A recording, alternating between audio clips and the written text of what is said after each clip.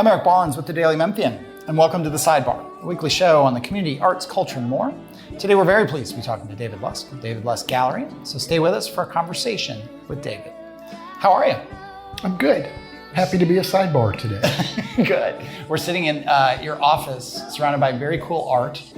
How long have you had the David Lusk Gallery? It's 30 years. 30 years, okay. Yeah, this is 30-year anniversary. Wow. October is the official.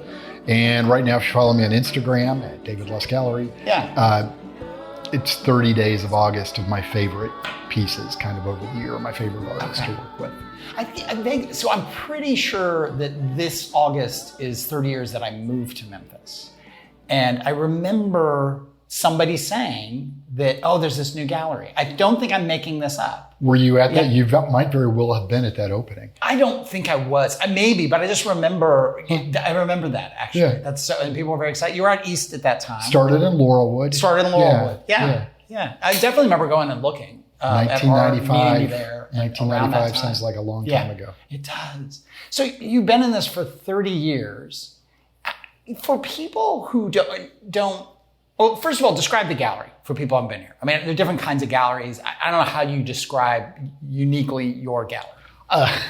It's having made it for 30 years in Memphis, well, that's right? what we're going to get to that. We're going to get to that part. I work with artists, and I show artists work, and I attempt to sell artists work. A lot of what I do is all over across the country via art fairs or just for my Rolodex of people who I work with. And I try to help people live with great stuff, either in their home or their office, their corporation, whatever. So mostly I'm a marketer of artists' works, which includes a whole lot of PR and a whole lot of hand-holding and a whole lot of trying to convince people that they need to live with something. Yeah. So some of the artists that you, is it fair to say represent? Is that the right term? Yeah, okay. That one works. Yeah. So for instance, the estate of Carol Clore, obviously Memphis' best known artist. I worked with that estate for more than 30 years as it stands right now. Other names that you know, Macy Craddock, Jared Small, John Roberts, Greeley Myatt, Beth Edwards. I can go on and on. Hamlet Dobbins? You've Hamlet had Hamlet Dobbins? Dobbins? Yeah. Absolutely. I bought two little, very small, thank you very much. Local news. Very small, wonderful Hamlet Dobbins paintings. They're the kind of little marks that he does, and they're probably, 12 by 10. And so I bought one for me, one for my girlfriend, Leslie, and then I guess word got to Hamlet, who knows Leslie a little bit, and I had not interviewed him at that point. But one of the coolest things about it is Hamlet hand wrote a card and did a drawing on the front that just said thank you with just, I don't know what kind of pen, but like a black pen. And don't feel too special. He does that for everybody. No, but it's a great thing. I didn't feel like it was just for us, but it still felt like this is kind of amazing. It's almost as amazing as the art itself. I mean, buying a piece is important for the artist, obviously, and exciting for the artist. So he just takes that time to say thank you. And I hear from a lot of people like you who've received one of those, who said, wow, I've been buying art for X number of years and I've never gotten one of these from an artist. Yeah. So kudos to you, Hamlet. Yeah. And Hamlet is also doing a series of exhibitions, curating them at the gallery that celebrate 30 years of David Lusk Gallery. So there was one just on his favorite artist, Vita Reed, another one, oldies and new ones. So an old work by an artist and new works by an artist. Right now at the gallery, we've got Weirdos, which are again, Hamlet named this. This is not a David Lusk title, but it's just oddball pieces that artists have made. Yeah.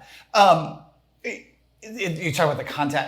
I bought a local artist, Lauren Fogg, who did these beautiful kind of landscape. And they just, I really liked them. And I think I sent her a picture of them on the wall. And she really did send me that back to, she was like, people don't usually do that. So I love seeing it where it is. Thank you so much. I mean, she was so, because it is a strange thing about like you paint something and it's goes off in the world. You take a picture, you put it on your Instagram. I guess a handful of artists might make a print of something, but that's not that common, I wouldn't think, right? It's gone. Yeah. How strange. Yeah, let them go, right? Let them go out in the world. I mean, most of the time the artist is working on something else already, or they're in love with their next piece or something. Yeah. But it's just nice to know a little bit about the people who do end up with the painting. Yeah. When paintings, so a good friend of mine, I mentioned whenever we do anything on art, a very good friend of mine from college runs the High Museum in Atlanta and is big in this art community. And one of the things I love about Randy is he showed me around the High Museum in running shoes and shorts. He's very unpretentious, right? But he knows art and all this. The idea that when the art is bought, from the artist's point of view, from your point of view, I've talked to Randy and other local museum directors about this, is so much art gets put away and never seen, which is, we ran through here. I'm going to walk through a little more slowly as we go out of your gallery. It's so great that it's just sitting here and it's open and it's, open to the public, but so much of it gets either literally locked away in the basement of a museum or it's kind of in someone's private home. I mean, I'm not saying that people don't have the right to do that, but it's also a strange dynamic. Unlike music, unlike books, unlike so many other, a big concert performance. I can't think of other, I'm sure there is, other art artistic endeavors where it's like that. Does that make it even more personal, at least for those that have been purchased by clients? Yeah. Their own little rock or their own little gem in there. Right. Gemstone. Yeah. And I guess I don't know very many artists. You deal with tons of them, obviously. Is that hard for them, again, to let it go and to know it's either figuratively or literally locked away from anyone else in many cases? I think that most of my people, while the people I represent, while albeit very creative and working on their craft, it's a business for them, right? Yeah. For most of them, their only job is making art.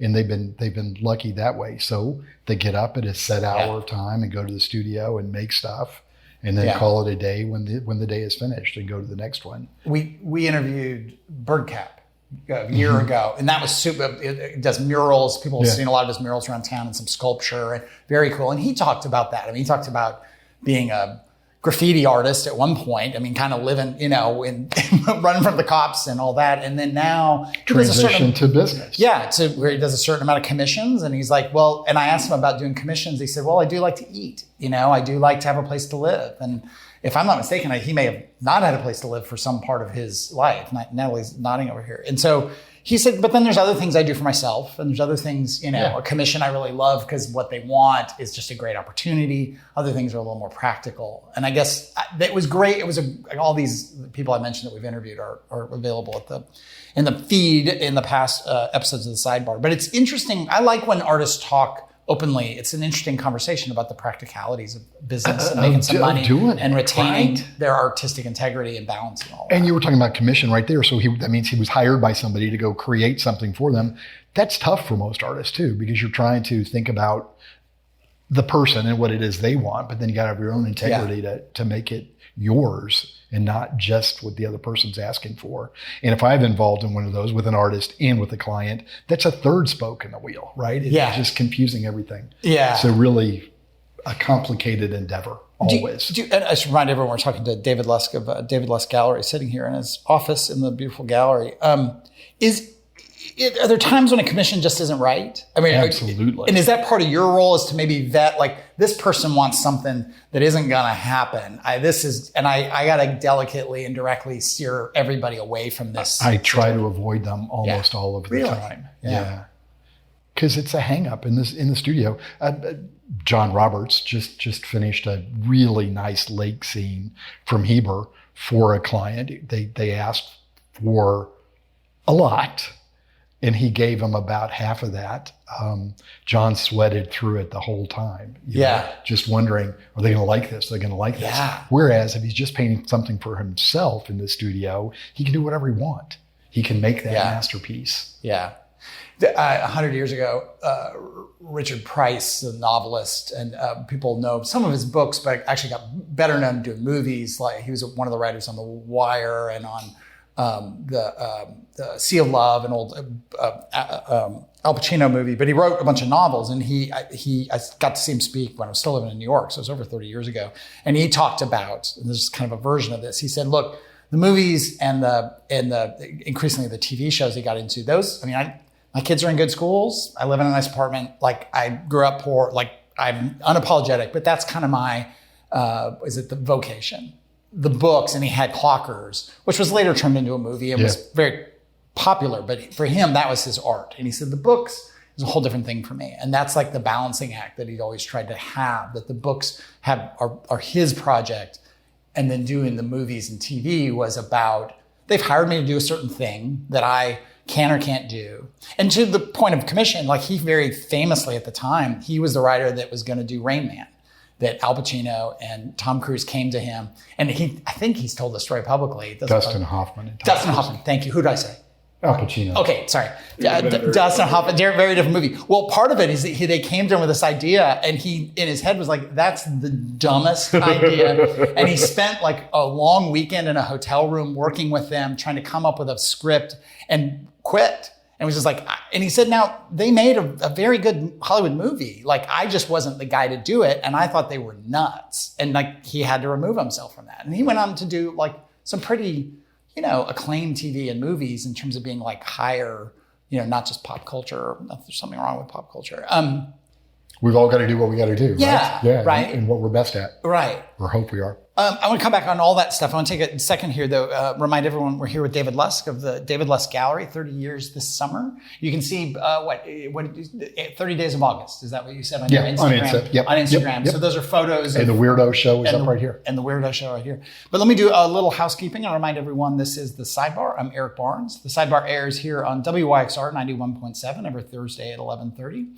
It's focused on the community, arts, culture, everything in between. It's not just a radio show, though. It's one of many weekly podcasts we do at the Daily Memphian, including the morning podcast, actually, which is a daily podcast, the AMDM with Natalie Van Gundy, who produces all our podcasts and is sitting next to me, as well as Mary Casciola and a lot of folks from the Daily Memphian newsroom appear on that morning podcast 5 days a week.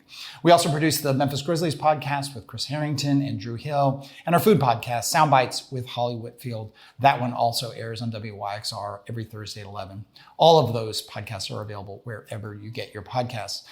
We also host the podcast version of Behind the Headlines, the TV show we produce with the folks at WKNO every week. And that too is available wherever you get your podcasts, also on YouTube. I mentioned WYXR. You can get all the shows on WYXR, talk and music, at WYXR.org or the WYXR app. You can get the live stream, or you can get archives of all the shows. It's a great way to keep up with what's going on at WYXR. Do support WYXR. It's nonprofit, listener-supported radio. Become a member, do a one-off donation.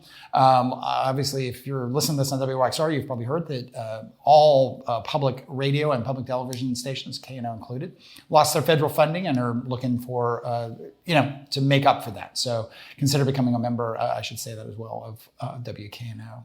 And do become a paid subscriber to the Daily Memphian. We're a nonprofit, reader-supported local newsroom, the largest newsroom in the region.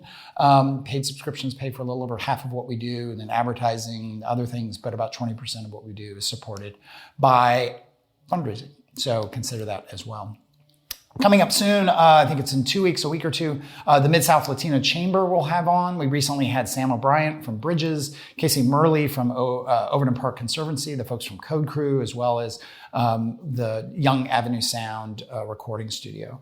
That's all on past episodes of The Sidebar. Behind the Headlines, we've got what coming up we just did. I'm in a time warp here. We did or about to do MLGW, Doug McGowan and Ursula Madden, as well as Shondell Ryan from the Downtown Memphis Commission. We recently had folks from the Memphis Shelby County School Board on, Brent Taylor and Mark White, who want to limit that same the Shelby County School Board. We did a really great, interesting show on affordable housing. All those you can get as podcasts or on YouTube or on Daily Memphian, or you can go over to WKNO.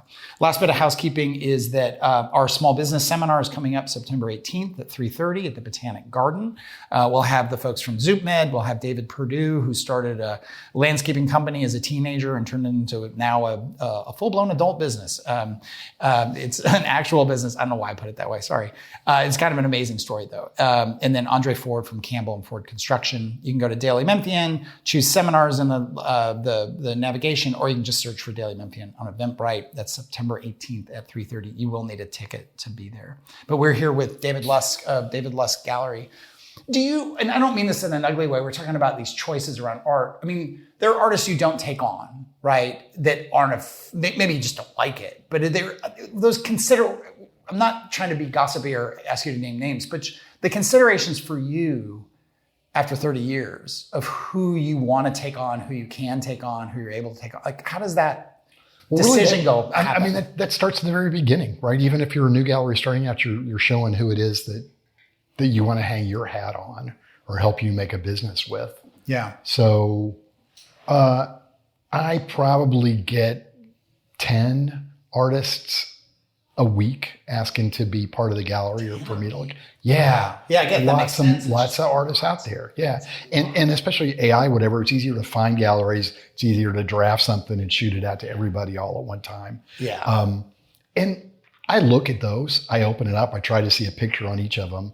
I know pretty much shortly thereafter whether I'm interested at all or not. Yeah. If I'm not, it goes on to another one of my staff members who writes a nice no thank you letter back. Yeah. Yeah. How many different artist shows do you show in the gallery every year, give or take? Just relative to the 10 people pitching it. I'm just like the scale. I mean, even if you loved all 10, it'd be hard to take 10 more on every week. Absolutely. Yeah. Yeah. I probably work with 40 artists.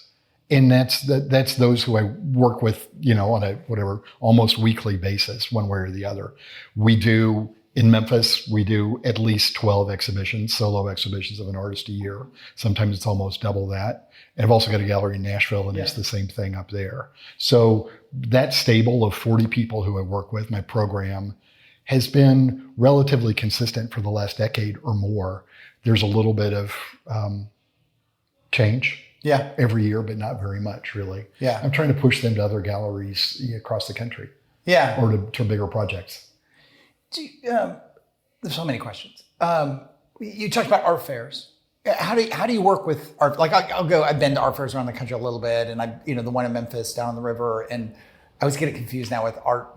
What is it? River Arts Fest and River Beat, and all of it they all sound too much the same. And then we have Art Beat newsletter at the Daily Memphian, which you should be reading if you're not.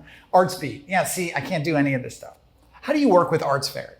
Because art fairs, this is my little bit, Eric sounds like he knows what he's talking about, and he doesn't. The quality of an art fair. I'm about to school you right now. Yes. Yeah, what are we talking about? So Please do school me. I'm asking. No, I really am. I mean, a lot of your listeners have probably heard of Art Basel Miami Beach, which takes place in early December. Yeah. That is the one big fair and about 15 other satellite fairs that go on around it. And the big fair is in a convention center. It's hardwood walls. Most of the other fairs are in a very formalized tent, wooden floor, hardwood walls, expensive lighting. This is not a thing on the river of any great This is not a street art fair. Yeah. This is a set up space where I buy a space that's maybe 20 feet by 30 feet and I haul what I'm going to show down there and it's up on the wall for 6 days. Who are you selling to? Visitors to the fair. So all those art fairs, just like here, try to get people to come pay the gate charge and go through it. At the big ones like Miami or in Chicago or Illinois, New York, people are coming from around the world, who know that product, know that fair by name, and make it an annual pilgrimage. So it's collectors. And then you hope that you've got another gallerist or so who's interested in what it is you're doing. Gives me a time to hang out with some other dealers, dealer buddies. And partly just hear what's going on and kind of stuff. Is there any, museums will have traveling shows. They'll kind of put a show together. They'll put some of their art somewhere. Does that happen in the gallery space or no? Not traveling shows. Most shows belong to that gallery, but that artist might have another show 6 months later or later on in the year at an entirely different gallery. And they're attached to that gallery too? Or Correct. You're still, okay. Correct. Okay. Interesting. More galleries, more cities, more sales. Yeah. How has it changed over 30 years? Like some of the biggest changes in the industry, if at all? It used to be that, of those 10 artists listing me, those all came from emails now, but it was with slides. You had to send a page of slides to the other gallery. And each of those slides was expensive, or transparency even more expensive. And then the artist would try to get those back if the gallery said no. Or lost them or whatever. Yeah. Photography's really the biggest change. And then internet, just that you can look everything up. And just like buying something on Amazon, you could go to David Lusk Gallery. You find, for instance, Anna Seams or Macy Craddock or Jared Small. You Google them, and they're all at different galleries. So same thing. You're picking among known quantities. Do you feel like the people who are, you talk about the 10 people that might pitch you in a given week, are, because of the internet, they're more on point, even if it's not a fit for you for whatever reason? Because, I mean, I would imagine back in the day, if you're looking at a catalog and you're kind of guessing what David Lusk likes, or you think, well, they're in Memphis, they want Southern stuff, or like, there's probably a little more guessing back in the day? Yeah, I think most of those artists are not looking at David Lusk Gallery at all. They're just finding galleries in a particular city and sending it to everybody there. Yeah.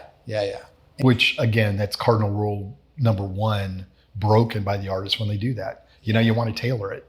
Yeah. It's not a mass mailing.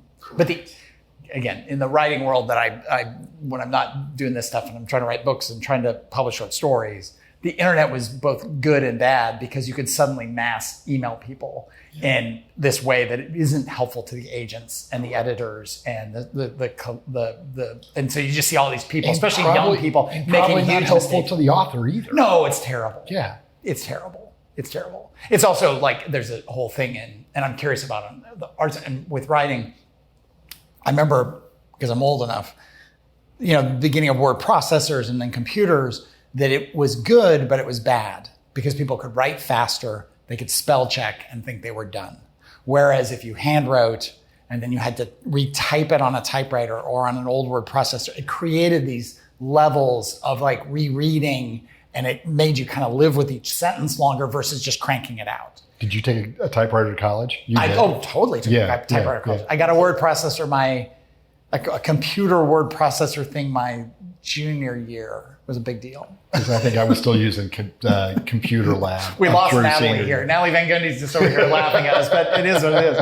But there's, again, I love having a computer. I love all that. But I'm curious from your point of view, are there things like that have made, not just the soliciting, but even in the art, that has made things maybe a little too easy?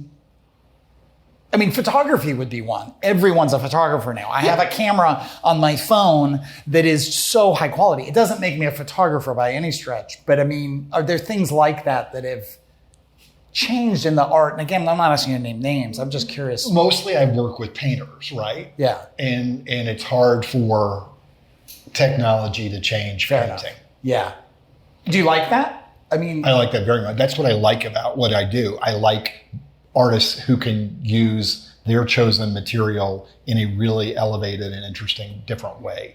Now that may sound really basic in what artists are supposed to do, but if you're working on paper bag, I like the paper bag choice, right? There's an aesthetic that goes with what's being made, a hyper aesthetic. Yeah. For you, again, doing painting, there's not as much AI. I would imagine some people dealing with more modern art and more things are sort of getting this influx of AI, not just the pitches, but the actual art. Could be good, could be bad. Digital art, which I've seen amazing digital art over the years at various galleries that's like just incredible projections and so on. Do you look at that and wonder how it's changing and gonna change with so much AI? And I wonder how it's gonna change a client's view of what art is, right? It's being broadened dramatically. Yeah. The possibilities of what art is. You hear about kids, whatever, college grads, Gen X, I'm losing my millennial phase in that, they've phased out of it, but they're not buying as much or as interested in purchasing, so the data to galleries goes, as earlier generations. And I don't know why that is. And I wondered way back when Gates was building his home in Seattle, and it was going to have walls where the art could change on the wall immediately. Right. It was the same thing. I said, wow, that's just going to look really plastic. Right. We're getting there. I wonder if, in that house now, like some of the screens are broken and they haven't really gotten around to fixing it. It's like an old connector that you can't. As much as he's got the money to swap them out, still you're going to have somebody do it. Yeah. Stuff ages. I don't know, even if you have a lot of money. So, hence, back to painting. Doesn't age the same way. Yeah. With a couple of minutes left here, we had Krista Husong from the Metal Museum on recently. You know her, I believe. I do. Married to her. Yeah, my wife. Yes. She's building, is that how y'all met? I've never asked. I've known y'all in our we met at an art fair. We met at an art fair in Seattle. Okay. Yeah, 34 years ago. That's amazing. We've had her a few times now talking about the museum, and she's actually, we always love having her on. It's always, and especially now with everything going on. But that was just a couple weeks ago. Have you done the walkthrough with this? That would be a fun thing to walk through the building and have the conversation going. I would love to do that. It would make Natalie's life hell, but she's saying that'd be fine. Because we've been out of our studio because of the flood at the office, and all regular listeners know we're about to be into our new studio here in the next month or so. I love doing these things live. We've done 2 now recording studios. This is fun to be here. It's fun to go on location, but it does create more work. Oh, Kevin Sharp walked us around the museum at the Dixon, and then we went up and interviewed. And it was so fun. And he didn't need to do that. He just walked us through the whole thing and talked about it. And then it just totally changed whatever interview I had in mind, because he walked us through all these things going on. He talks about art for a living. Yeah. I talk about art for a living. Yeah. But here we're sitting in my desk chairs. Yeah. And no, it's good. Couple minutes left. What else did I miss? What'd you miss? I don't know. Robert Rector exhibition is up right now. 1988, when I started in the art world, his was the first art that I sold. So that kind of comes full circle all over again. The Weirdo show we talked about. Nashville, my gallery up there is 12 years old. Yeah. It's always a different experience to go to Nashville than it is to be here in Memphis. Yeah. Selling art is very different there than it is here. But in what way? I didn't get it. The people have a different, maybe less expectation. There's not an impetus to live with art or to be around real art like there is in Memphis. Really? So kudos to us. More money up there, though. More money. Yeah. Houses, cost of living is much higher than it is in Memphis. Yeah. So, and more restaurants up there that change all the time. So one of my hypotheses is that people are going to restaurants instead of having a dinner party at their house or a party at their house. And if you're having a party at your house, you're sort of showing off the art that you live with. So there's not that feathering the nest like there is in Memphis. Interesting. That's really interesting. With a minute left, I always ask people what their first concert was, what they went to. So I'm from Sedalia, Missouri, middle of the state, home of the Missouri State Fair. The fairgrounds and the stadium were across the street from us. Yeah. So I heard all kinds of stuff, including the Ozark Mountain Festival of 1972. If you don't know about that, look that one up. But first one that I drove to with some friends, a big carload of people, was the Go-Go's in Kansas City in 86 or something. That's really nice. I think that's the first Go-Go's. Yeah, that's the first Go-Go's. Yeah, thank you. I'm glad that one's there. High school kind of? Oh yeah, high school. Yeah. Middle high school. That's really good. One of my daughters claims she doesn't still have that t-shirt, but I know she's got the t-shirt somewhere. I'll go see our kids are about the same age. My daughters were in school together. I'll go up to New York and see my daughter, and she'll just come out and she'll and she'll be wearing a shirt or a jacket of mine from like 15 years ago. I'm going, I'm glad to know that's safe. And she goes, I'm keeping this though, right? I mean, it constantly. She is validating your aesthetic judgments. Oh my God, I guess. Okay, all right, that's the positive spin. Thank you very much, David Lusk. Absolutely. David Lusk Gallery. Thanks People go on Instagram and see 30 Days of August, celebrating 30 years of the David Lusk Gallery, and go to the David Lusk site and get more about all the artists represented here and when you can come by and see some. 97 Tillman. Yeah, there we go. But that is all the time we have this week. Thanks very much, and we will see you next week.